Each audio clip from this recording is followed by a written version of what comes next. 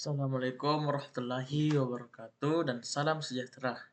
Perkenalkan, nama saya Rizky Robianto Akbari, mahasiswa program studi Sistem Informasi Universitas Hasanuddin angkatan 2023 dengan NIM H0712310060.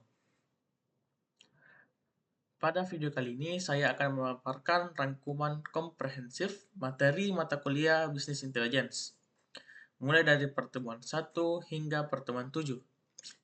Kita akan menyelami bagaimana sebuah organisasi mengubah data mentah menjadi keputusan strategis yang bernilai tinggi.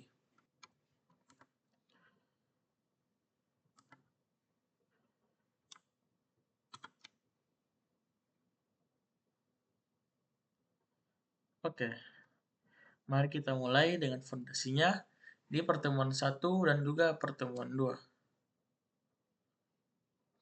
Business intelligence adalah konsep, teknik, dan alat untuk mengubah data mentah menjadi informasi yang berguna bagi pengambilan keputusan bisnis. Adapun topik utama yaitu pengantar electronic business dan electronic commerce. Peran BI dalam pengambilan keputusan strategis. Struktur BI mulai dari sumber data hingga pelaporan, studi kasus, penerapan BI pada organisasi e-commerce, online value proposition. Oke, kita mulai dengan fondasinya di pertemuan 1 dan 2. Apa itu business intelligence? Seringkali kita berpikir BI hanya soal aplikasi dashboard, padahal BI adalah payung besar yang mencakup konsep, metode, dan juga teknologi untuk mengumpulkan serta menganalisis data demi pengambilan keputusan yang lebih baik. Di pertemuan awal, kita belajar membedakan antara e-commerce dan juga e-business. E-commerce fokus pada transaksi jual beli, sementara e-business mencakup seluruh operasional bisnis secara elektronik.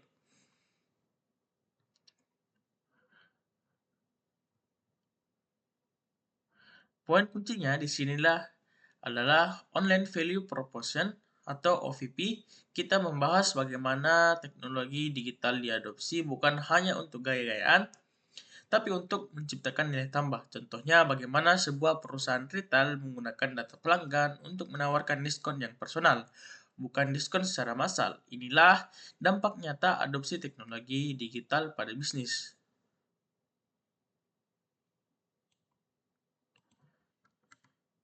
Oke, selanjutnya pada pertemuan 3, pengumpulan dan integrasi data, di mana data itu harus bersih dan terintegrasi sebelum dianalisis. Ada juga proses ETL, extract, mengambil data dari berbagai sumber, transform, membersihkan dan mengubah format data, load, memuat data ke penyimpanan target, dan juga topik kunci itu ada data warehouse, gudang data, teknik integrasi data bisnis, dan juga identifikasi value chain perusahaan.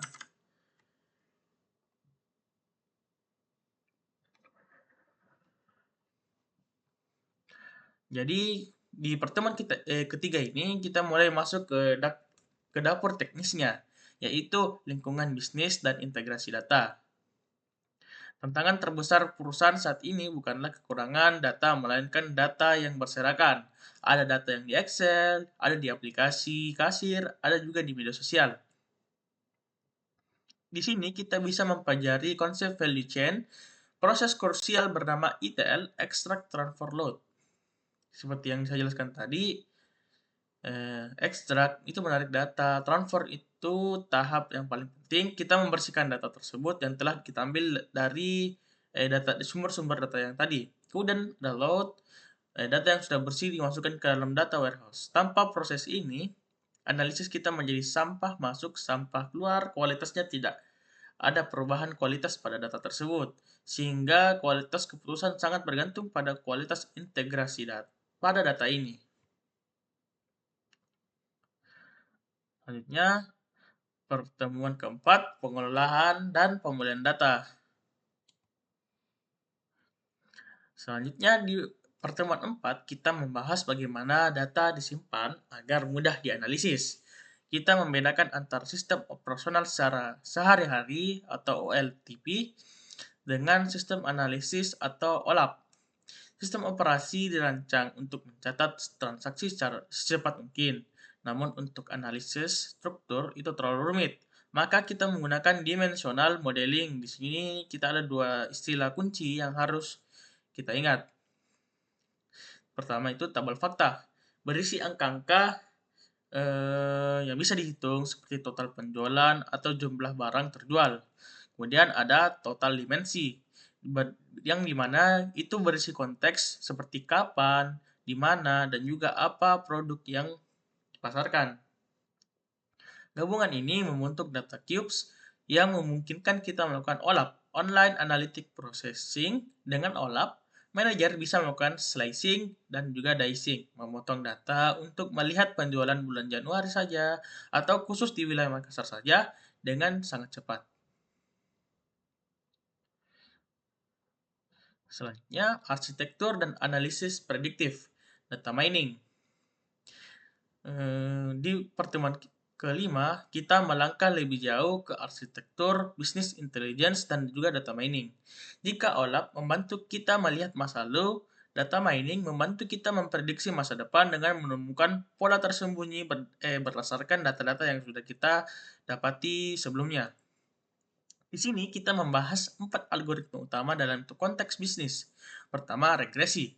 Digunakan untuk memprediksi angka. Contohnya, memprediksi beberapa keuntungan perusahaan bulan depan berdasarkan tren tahun lalu. Kedua, ada klasifikasi,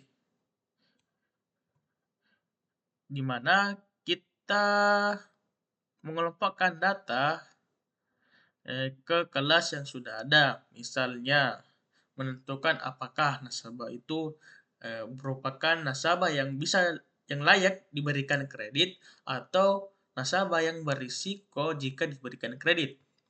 Selanjutnya ada clustering, yang mana mengelompokkan data yang mirip tanpa kelas sebelumnya. Ini sering dipakai untuk segmentasi pasar, membedakan tipe-tipe pelanggan yang unik. Dan terakhir ada asosiasi, mencari hubungan antar item. Contoh klasiknya di e-commerce. Jika orang membeli HP, mereka cenderung membeli casing. Semua ini dilakukan dengan infrastruktur BI yang kuat dan bahasa pemrograman seperti SQL. Terakhir, ada di strategi bisnis dan visualisasi data. Di pertemuan 6, kita membahas tentang strategi e-bisnis dan visualisasi. Data yang sudah diolah dengan algoritma canggih tidak akan berguna jika tidak bisa dipahami oleh manusia. Oleh karena itu, disinilah peran visualisasi data dan dashboard. Kita belajar cara menyajikan data bukan sekedar tabel angka, tapi grafik yang bercerita. Kita mengenal tools seperti Tableau atau Power BI. Tujuannya membuat solusi sistem informasi di mana eksekutif bisa melihat status perusahaan dalam satu layar. Apakah sedang hijau atau merah? Kita juga belajar menganalisis strateginya. Apa kekurangan dan kelebihan strategi bisnis intelijen yang diterapkan oleh perusahaan? Apakah visualisasinya menjawab pertanyaan bisnis atau malah membingungkan? Kemudian di pertemuan ketujuh, evaluasi kesuksesan dan kegagalan bisnis intelligence. Terakhir di pertemuan 7 kita menutup pertemuan 7 dengan materi krusial, analisis kesuksesan dan kegagalan implementasi bisnis intelijen. Banyak proyek BI gagal bukan karena teknologinya jelek, tapi karena faktor non-teknis, misalnya data yang tidak akurat, resistensi dari karyawan yang tidak mau berubah, atau tujuan bisnis yang tidak jelas. Kita belajar bahwa bisnis intelijen sukses adalah mampu meningkatkan efisiensi, mempercepat pengambilan keputusan, dan memberikan competitive advantage di sebuah perusahaan. Di pertemuan terakhir, kita juga diajak untuk melakukan studi kasus, mengevaluasi kenapa sebuah implementasi bisnis intelijen bisa gagal, dan bagaimana mencegahnya melalui perencanaan e-marketing yang matang.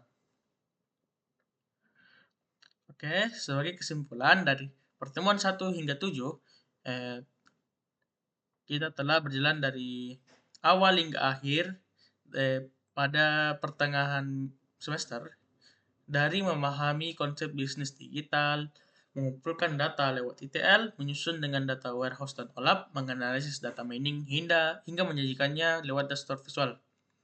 Semua proses ini adalah inti bisnis intelligence, mengubah data menjadi wawasan dan mengubah wawasan menjadi tindakan.